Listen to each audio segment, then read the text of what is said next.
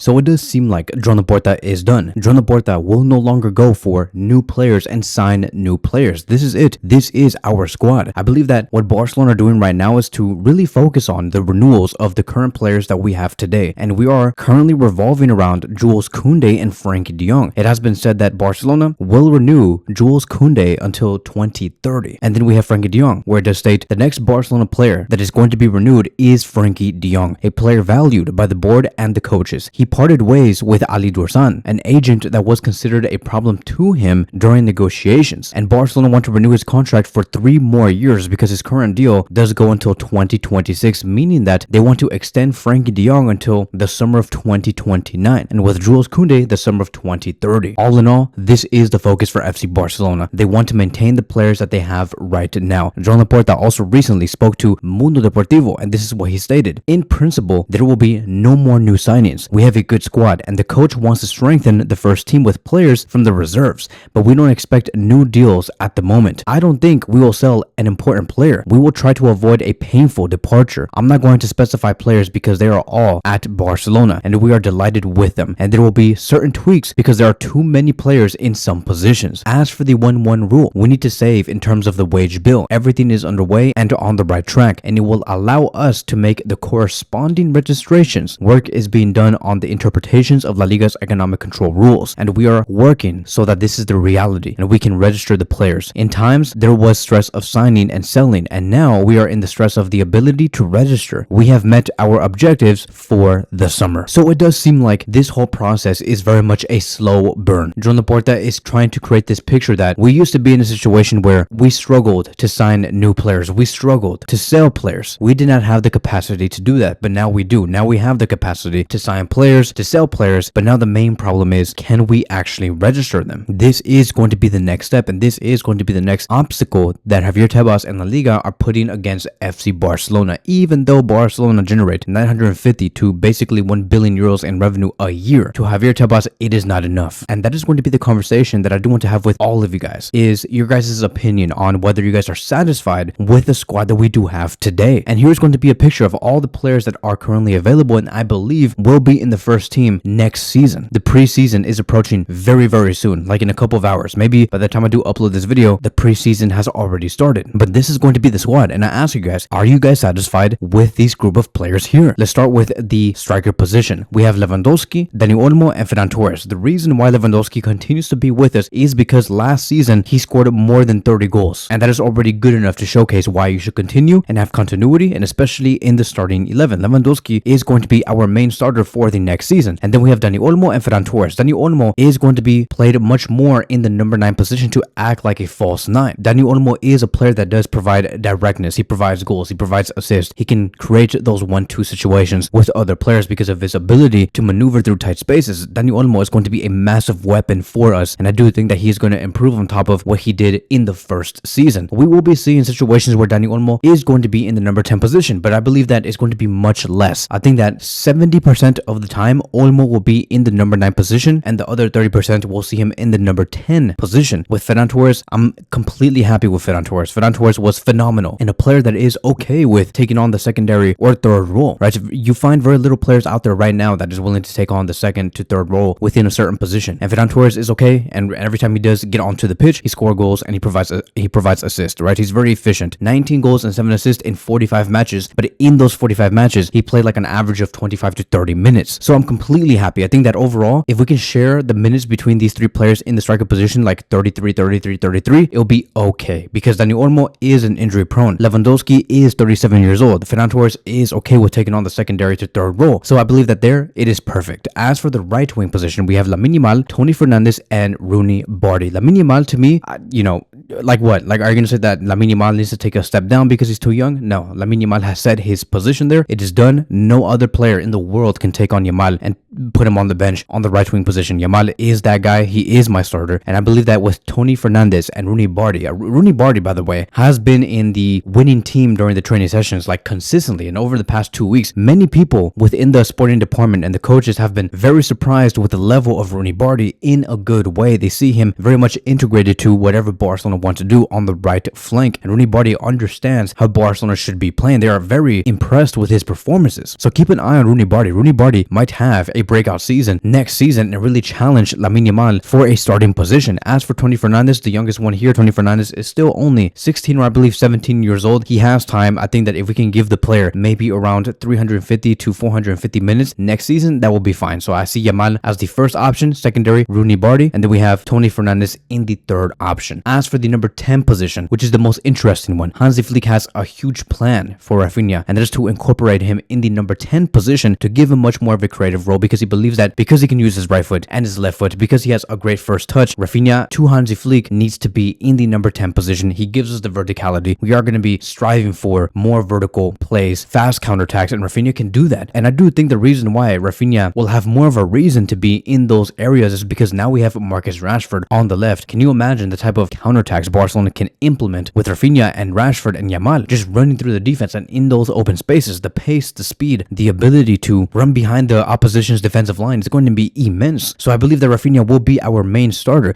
Now, here's the thing. Rafinha is going to be starting on the left wing position in the first like 9 to 10 games, because it's going to be taking some time for Marcus Rashford to really get into the groove, to really get into the understanding of how Barcelona should play. Very similar to Rooney Barty. But I think that after like 9 to 10 to maybe even 12 games, maybe around November or December, we'll start to see this whole thing flesh out of Rafinha on the 10 position, Rashford on the left wing position. So behind Rafinha, we'll have Gavi and Fermin Lopez. That is okay with me, right? They can rotate, they can have their time. It's going to be all right. Maybe there is going to be some games where we could see Gavi in the CDM positions, right? That is where Hansi Flick had Gavi last season, is to play next to Pedri or play next to Frankie de Jong, and Gavi did amazing. So there is going to be time for all of these players. Fermin Lopez surprises me a lot. I would have added Fermin Lopez on the left wing position, because he's actually he's spectacular there. Go look at Fermin Lopez against Real Madrid in the most previous Clásico. Fermin Lopez actually scored a goal that was ruled off, and he was amazing. So I would have added Fermin Lopez on the left wing position as another option to Gulli Fernandes or Marcus Rashford. But as for now, I'm just going to place Fermin Lopez next to Gavi and Rafinha for the number 10 options. And then on the left wing position, we don't really have a lot. I would just tell you that there are going to be some games where, Rashford might sit out. Rafinha is going to be on the left wing position with Olmo on the number 10 position, or maybe Fermin Lopez or Gavi in the number 10 position. So I do think that if you really think about it, Rashford and Rafinha can be our main two wingers for the left. There's just going to be some times, and I think that for the majority of the time, where Rafinha and Rashford will be playing together. And then we have Gulli Fernandes. I did not know where to put Gulli Fernandes, because Gulli Fernandes is a attacking midfielder. I just don't see him trying to compete for the number 10 position and trying to go up against Fermin, Gavi, Rafinha, maybe even Daniel Olmo if there is some chances there. So I just place Gulli Fernandes on the left, because I have seen him in certain games where he can take on the left flank and really be effective. So Gulli Fernandes, Tony Fernandes on the flanks, sign me up. As for the CDMs, I think that for this is very easy. Not a lot of explanations need to be held. Pedri and Frankie were phenomenal in those last 3 to 4 months. Pedri was the controller, the organizer, and I think that Pedri is going to reach a brand new level for us next season with Frankie standing next to him. The only way I can see Frankie de Jong sit down is if Bernal comes back, and he comes back in a very spectacular way. But it is going to be taking some time. Bernal's main, I would just say, advantage over a player like Frankie or Pedri is the fact that he's tall and he has long legs. And Barcelona do struggle in terms of, competing in those aerial duels. And Barcelona are at their best when they have a long-legged midfielder. I know that sounds a little weird, but a long-legged midfielder. And Marc Bernal brings you that. He's 6'3" or 6'4", and with his ability to intercept, his ability to anticipate those interceptions, Bernal has that. Most importantly, he has great technicality. So just imagine Frankie de Jong but taller, right? That is Bernal. I don't think that Bernal has the capacity to dribble like Frankie, but still, for a CDM, Bernal can be very dangerous, right? So that is going to be one of the advantages that Bernal is going to have. And then as for Marc Casado, we'll see. It's a make or break season for Marc Casado, because if Marc Casado has a season where we barely see him, like maybe 10 to 15% of the time, because Bernal, Frankie, and Pedri has been so spectacular, and we see Gavi sometimes going into the CDM, and we barely see Casado, I do think that it's going to be a make or break season for Casado. Now, I'm not trying to say that Casado's trash, because Casado was very important for us last season. Very much responsible and mature on what he needed to do, knowing that Pedri and Frankie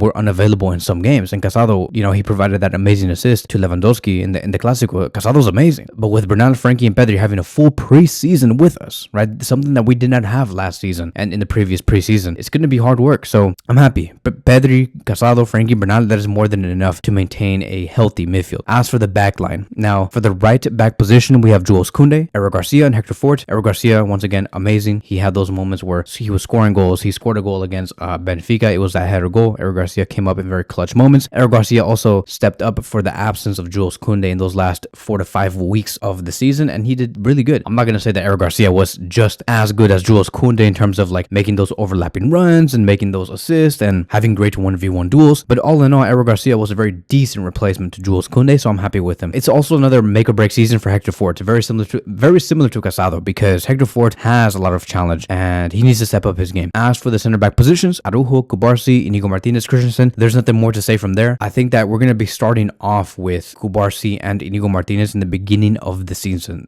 Let me tell you that, because Araujo has a lot of work to do. He has a lot of more work in terms of understanding what to do with the ball when you are being pressed. Luis Enrique said it the best, right? He's like, look, all we have to do to defeat FC Barcelona is to pressure that point right there, that pressure point. Put the pressure point on Araujo and the whole thing falls for them. And that is exactly what they did, and Barcelona paid the price. So Araujo needs to be much better with the ball. He needs to know exactly where the players are positioned. What options does he have? How fast does he need to progress the ball, right? What decisions do you need to make? Araujo needs to do that. He's one of our captains, for Christ's sake, right? You must know what to do. You cannot commit mistakes like that. I do have PSG PTSD, and I forgot who else we faced. Some other team, Inter Milan PTSD, right? From last season, the past 2 seasons, where every time Araujo has the ball and we're in the back 3 and he needs to look for an option, whether it's through Frankie, Pedri, Rafinha, or Yamal, or whoever. I have those moments where sometimes I feel like he's going to lose the ball, misplace the ball, and they go on the counter and we can see the goal in the last minute. So we have to be very careful with Araujo. But, right now, Inigo Martinez and Cubarsí. For Araujo, he's going to have to do some work, but I think that in the end, he will persevere. Araujo had an interview earlier, a few weeks ago, and Araujo was stating that, what is one of my goals for next season?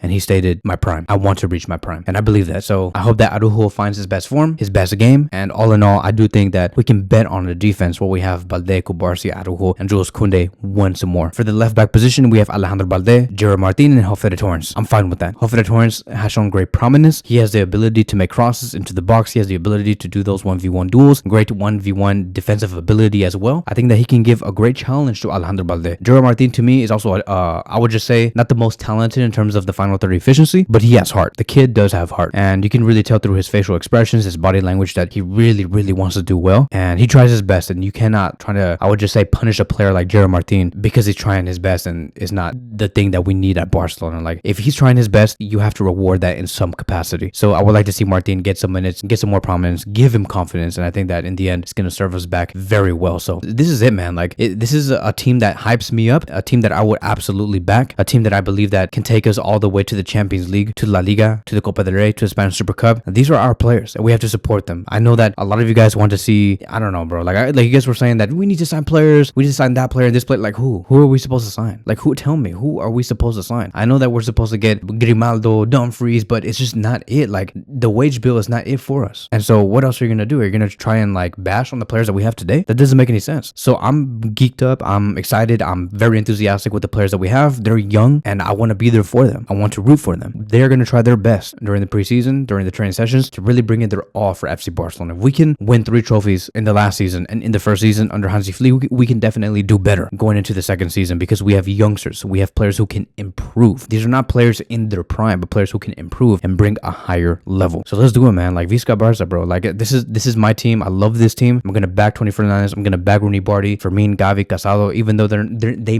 might not be the best in their positions. I will be there for them to the very end, till freaking June 2026, bro. I will be there. So let's go Marcus Rashford. Let's go Rafinha. Let's go Pedri. Let's go Vamos. Alejandro Balde. Vamos. Jules Koundé. Let's go. Cubarsí, Araujo. Let's get your guys' best level. Let's do this. Let's go for everything. There's 5 trophies that we have to compete for. 5, right? So, or 4. So let's do this, right? That is it. Thank you guys so much for watching, and I will see you guys in the next one.